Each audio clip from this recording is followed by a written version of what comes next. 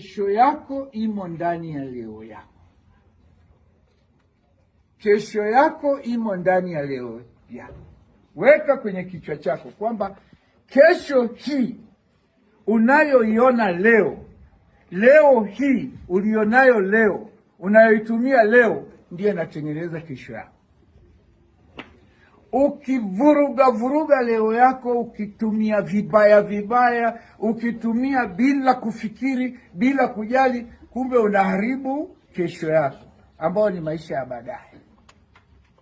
Maisha ya baadaye yana matatizo magumu sana, makubwa sana.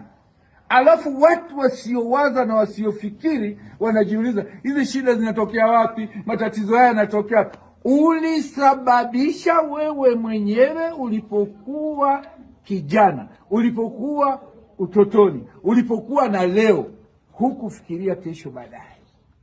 Sasa baada ya kuvuruga mambo, utajikuta ukifika uzeeni umebeba mizigo mitatu mikubwa. Kwanza, mzigo wa uzee. Ni mzigo mzito sana, mzigo wa uzee. Alafu mzigo wa matatizo, shida, kilio, njaa.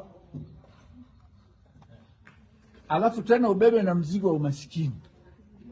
Fukara, una pesa, wewe ni mzee na una matatizo, unakufa.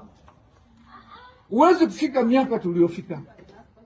Wengine wajomba wenu wana miaka 40, 45, hawezi akatembea, hawezi hata akazungumza, hata sauti haiwezi kumtoka, sababu alichezea ujana wake. Mimi sikuchezea ujana wangu hata kidogo. Ni kipi ambacho kingenishitua? Cha ajabu ni nini? Babu, nyanya zetu walikuja wakacheza kwenye dunia, wakaiacha hivyo hivyo. Sasa kwa nini nijifanye kwamba dunia ni kitu cha ajabu sana? Wakristo mko huko? Nabii Isa ibn Maryam, nasema kwa lugha ya Kiislamu sasa, Yesu mwana Mariamu,